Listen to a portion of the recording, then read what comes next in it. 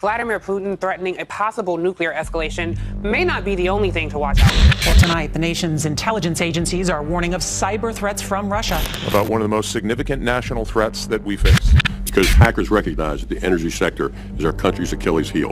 For years, Russia has launched destructive cyber attacks in Ukraine, and experts say the U.S. would not be immune to similar attacks right here. It wouldn't take much to throw the entire country into darkness. There's a very few number of substations you need to take out in the entire United States to knock out the entire grid. The report was leaked to the Wall Street Journal. It found the U.S. could suffer a coast-to-coast blackout if saboteurs knocked out just 9 substations. It triggered a blackout for nearly 50 million people. Just think about what a cyber attack would do. It could be catastrophic. Millions could be left without light, heat, refrigeration, water, phones, and internet. The United States must prepare for cyber war against Russia. I don't think there should be any doubt in anybody's mind that the cyber challenges we're talking about are not theoretical. This is something real. Hi, I'm Paul Grabowski, and this may be the last time you hear my voice. According to top military officials and U.S. senators, the Russians are planning an attack on our fragile power grid. Now, in case you're unfamiliar, here's how our power grid works. This is a substation.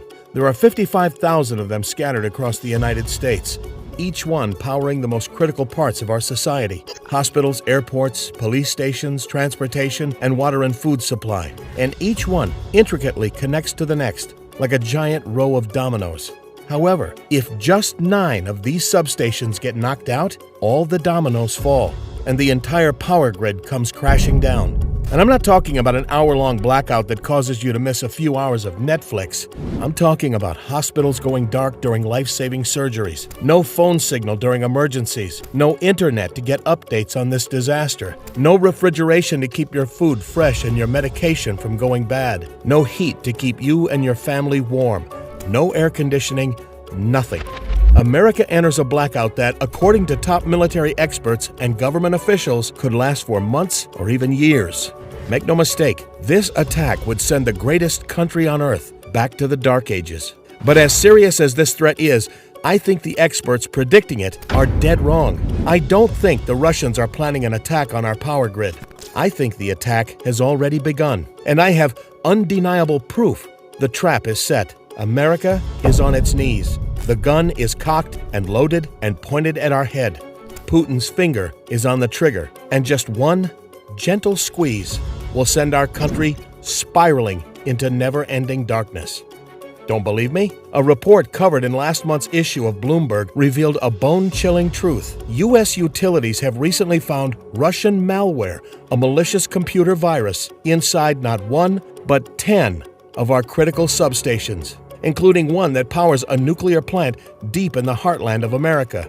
Now, this isn't your traditional malware that slows your computer down. It's a resilient venom that can instantly and permanently throw our country into a black abyss. And to my knowledge, our bureaucratic government, who, by the way, seems more concerned about protecting pronouns than protecting our country, has no clue how to remove this malware, let alone prevent it from spreading like a vicious virus. After all, we know how good our administration is at combating actual viruses. Let me say it again. We already know 10 of our critical substations are infected right now. How many more have been compromised that we don't know about? Do you really think that our current administration has inspected all 55,000 substations? Well, if there's one thing I've learned in life, it's that if it doesn't win elections, it doesn't get done. So how long do we have until Putin pulls the trigger? Well, according to top NASA scientist Dr. Richard Garwin, this attack could happen as early as next week. But I disagree. I think it could happen much sooner than that, especially in light of Putin's sudden and shocking maneuvers in Eastern Europe that have not only forced leading nations to the brink of World War III, but have diplomacy experts questioning Putin's mental health and wondering if he will make good on his deadly promise. However, if this video is still playing, there's still hope if you act quickly. In the next 60 seconds, I'm going to show you the one tiny tweak I've made to my circuit breaker to safeguard my home and my family from Putin's deadly threat. And thanks to this one tiny tweak, I've been able to move my electricity completely off-grid. My home no longer depends on the same power source the Russians have already infiltrated. And no, I'm not talking about solar panels or backup generators. I'm talking about something easier than setting up a tent. You don't need any electrical experience, and it takes no time at all, which is very good news because time is running out. So stick around because in just a minute, I'm going to show you exactly how to set this up using nothing but 3 dead batteries and a half a cup of distilled vinegar. So please, watch until the very end. It could be your last chance to do it before the lights go out. Let's begin. As I've said before, my name is Paul Grabowski. I'm a master plumber, born and raised in Artesia, New Mexico. Life here has been pretty steady for the most part. What I'm about to reveal next is very important. However, I'll make it brief because, frankly, it's hard for me to talk about. As you may already know, New Mexico experienced one of the worst snowstorms in history this year. As a result, our home lost power and my wife and 2 young kids had 0 heat for 13 hours. It was the worst night of our lives. Because not only were we freezing and afraid, but we also lost our 8-month-old puppy, Bella. That day I made an oath to myself. I would never allow my family to be put into that situation again. This time we lost our puppy, but who's to say the next time it couldn't be one of our kids? I made it my personal mission to find a way to power our home and to give us as much electricity and heat as we needed without having to depend on the bastard energy companies. Because if I truly wanted to protect my family and guarantee our safety and survival in case of an emergency, God forbid, I couldn't depend on anyone, not our government, not FEMA, and certainly not the greedy electric companies. Because if there's one thing I learned, when shit hits the fan and affects a lot of people at once, you're on your own. That day, I immediately hopped on my computer and started hunting for solutions. But as I researched power alternatives, I stumbled onto something disturbing. A report that claimed how the recent blackouts in Texas and New Mexico were just the tip of the iceberg, and how there is a much bigger threat lurking beneath the surface, one that could sink our entire power grid literally overnight. Now, normally, I don't pay attention to this sort of stuff. I'm not a conspiracy nut by any means. But when I learned this report was written by national security experts, I knew I should take it seriously. These experts also claimed that our power grid, the backbone of our country, was built on an aging skeleton and was about to snap. As I dug deeper into these claims, I soon discovered that a power grid failure wouldn't even have to last long to cripple an entire country. Take Venezuela, for instance. A little over a year ago, they experienced a nationwide blackout for only 5 days, and it was sheer panic for months. Hospitals couldn't function, doctors couldn't use medical equipment to save lives, elevators went out, making it impossible to give patients the care they needed, and patients who suffered from minor ailments that could easily be treated otherwise died. And things still aren't back to normal in Venezuela. And as it turns out, these power grid failures have been happening more and more, even in the United States. In fact, between 2000 and 2004, there were 149 power outages across the country.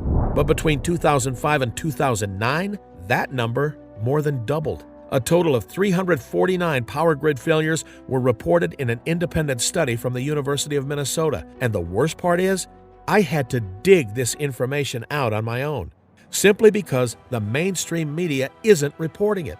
Probably because our current administration either doesn't care or they don't want to incite nationwide panic. So, as usual, they've been sweeping these increasing blackouts under the rug.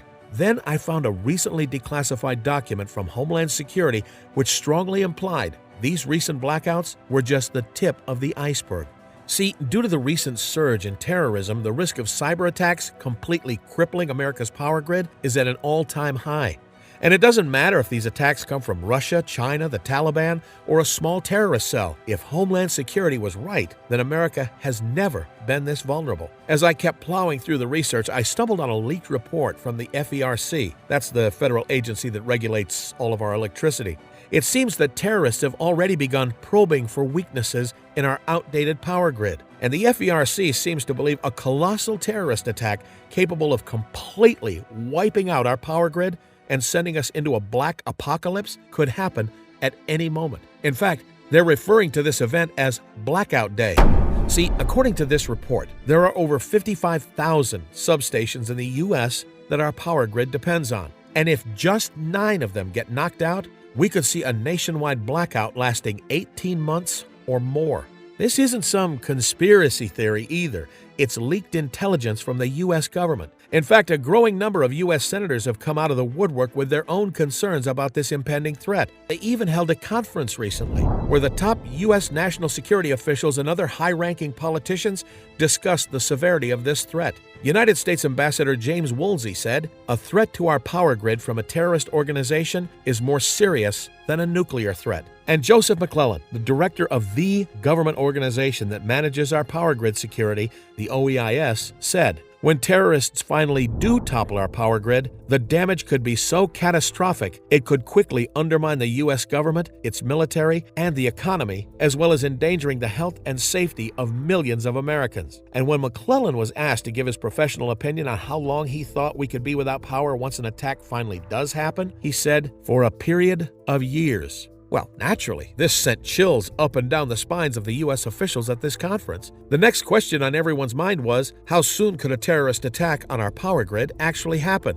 And that's when NASA scientist Dr. Richard Garwin stood up and said, "It might occur next week." Can you believe that? As early as next week, every state, every city, every home in the United States could lose all of its electricity for years, and there is nothing our government can do about it. And what would happen if America actually lost all of its power? Well, according to Bridget Borge, the president of the NRECA, a power grid failure would have a severe impact on our hospitals, our transportation, and our fuel lines. And without these things, America would be crippled. Imagine living without electricity for the next 1.5 years or more. No lights, no phones, no internet, no refrigeration, no heat, and no water, all because every single one of these necessities depends on our brittle power grid.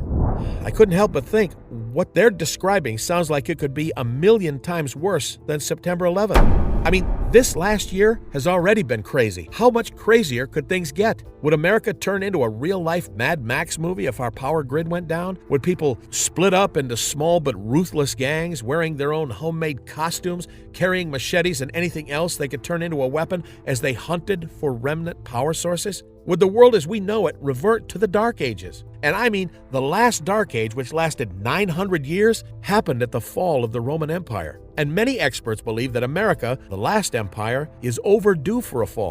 Could Blackout Day be the catalyst that ignites this collapse? And if America's power grid shatters, would energy become more valuable than water, guns, or gold? Would it become the new currency? I don't have the answer to these questions. However, I am certain of one thing. If these experts, many of whom are high-ranking government officials, were even 1% right, then not only would I need an alternative power source, but I'd need a bulletproof plan to protect my family as America gets thrust into the land of wolves. So I dropped everything and quickly began to scour the internet at a feverish pace looking for an alternative power. And within a few hours, I only found 2 potential solutions. The first of which being backup generators. Now, although backup generators might sound like a good idea, they have one major flaw. They need fuel. And I think it's safe to assume that once the power goes out, people are going to panic, and they're going to buy up as much propane, diesel, or any other fuel you need to run a backup generator. What's more, if Blackout Day lasts even a tiny fraction of the time government officials believe it's going to last, no amount of fuel will help. And I certainly don't want to store fuel in my home, where I could expose my family to carbon monoxide poisoning. And to add insult to injury, backup generators cost a fortune, about $15,000 a pop, so I scrapped that idea. The other option was solar panels. Now, not only are solar panels more expensive than backup generators, they're notorious for breaking down. So if I were to install solar panels in my home, I need to hire a maintenance guy at some point. And when Blackout Day arrives, do you really think the solar panel company is going to send a maintenance guy to my house? Hell no. They're going to be panicking like the rest of us. So I scrapped that idea too. I slumped in my chair and realized this was hopeless. Not only did I fail to find an alternative power solution to keep my family safe, but I was now terrified of our country reverting to the Dark Ages as a result of the upcoming Blackout Day. And according to those government reports, it wasn't a question of if, but when. I felt so overwhelmed that I just about gave up. And that's when I received an emergency call about a standard old basement leak that changed everything, because it led me to discover an incredibly powerful technology that would give me and my family safe, sustainable, and renewable energy for when we needed it most. I got a call one evening about a pipe leak from my brother-in-law, Adam. Adam is an electrical engineer just outside of Roswell. Now, I don't know exactly where he works because he's pretty hush-hush about it, but I do know that even his wife isn't allowed on the property. When I arrived at Adam's home, I followed him downstairs to the basement. Knee-deep in water, I began fixing the leak as quickly as I could, but it wasn't quick enough. All the lights snapped off and we plunged into darkness. I knew the water had just killed the circuit breaker, but within seconds, the lights flickered and kicked back on even brighter, which made zero sense because the circuit breaker was now completely submerged underwater and there was no sound of a backup generator either. So I asked Adam, "Hey, how the hell are the lights still on?" Adam's eyes scattered around the room as he pretended not to hear the question, so I said, "Come on, man, we're family." I could see my words chipping away at his resistance. Adam hesitated but kept silent. Then, like a sledgehammer, I delivered one final blow. "Adam, if we never lost power, Bella would still be with us. And you know how much she loved you." Adam sighed, then shuffled over to one of the metal compartments on the wall, opened it, and pulled out a smooth metallic orb no bigger than a tennis ball. The orb radiated a vibrant blue pulsating light, which illuminated the weird cluster of symbols written on the walls, a solar system of hieroglyphics and complex mathematical formulas that made absolutely no sense to me. I couldn't tell if it was ancient Egyptian or some other far distant language. Who the hell was my brother-in-law, and where did this mysterious orb come from? I continued to drill Adam with questions until I finally got some answers. He explained how this soundless orb was called an infinity coil. It was based on Nikola Tesla's invention, the Tesla coil, and a new electromagnetic invention which works based on vortex mathematics. When Adam saw the dumb look on my face, he explained, just like how a magnet pulls metal towards it, the infinity coil uses the Earth's magnetic fields to literally pull energy out of thin air. This is the same technology used to power military aircrafts, NASA space engines, Lockheed Martin, and a lot of the impossible-to-believe propulsion projects at JPL in Caltech. Adam said it was thanks to this device he was able to keep power in the house despite drowning his circuit breaker. He also mentioned how this technology wouldn't be available to the public for at least 10 years. But no matter how hard I begged and pleaded, Adam couldn't sell me the exact infinity coil he had because he didn't want to get in trouble at work. Adam, I don't know exactly who you work for, and frankly, I don't want to know, but I'm guessing you're one of the few people who knows how vulnerable our power grid is, and you know what's coming. Adam took a deep breath, and I knew I had him. The next day, I logged into my computer and opened Adam's email, which had the subject line, "Don't share this with anyone," in all caps. It included detailed instructions on how to make my very own infinity coil. I quickly made a list of the supplies I'd need. However, I was skeptical. The supplies in Adam's email were so inexpensive that you could literally make this off-grid energy device for less than $120. And I was certain I could find most of the items lying around my garage or in a junkyard. But Adam said it's not about the parts themselves, but how the parts are configured that makes the infinity coil work so well. When I returned home from the hardware store, I immediately got to work, and after several grueling hours, taking only a few short breaks to get some food, I made my very own infinity coil-inspired off-grid energy device. It was time to test it. So I grabbed a table lamp, I plugged it in, turned the infinity coil on, and nothing. A complete dud. After a few more failed attempts, I called Adam to let him know his device was worthless, and the first thing that came out of his mouth was, "Did you connect the circuit protector to the infinity coil?" Boy, did I feel dumb. I thanked Adam and made the changes that very night. Then I tested the infinity coil again, and just like that, my wife's phone charger turned on. So did a few other items. My own infinity coil-inspired device was powering them all, and it was so quiet, too. Yeah, I was now ready to put the infinity coil to the ultimate test. So I simulated blackout day by cutting power to the house. And lo and behold, the infinity coil was powering our entire home.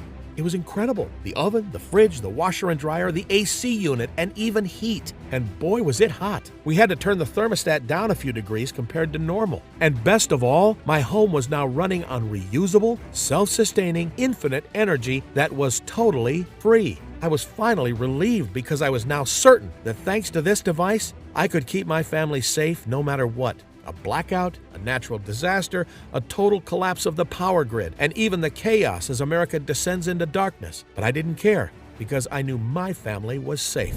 However, while at church one day, something strange happened. As the pastor read a line from 2 Corinthians, "Each one must give as he has decided in his heart, for God loves a cheerful giver," the power snapped off. And a switch went on inside me. I didn't even consider the repercussions of what I was about to do. I just ran down the street to my home and grabbed the infinity coil. And within minutes, the church lit up like a Christmas tree. However, as I made my way back to my seat, I got all kinds of stares.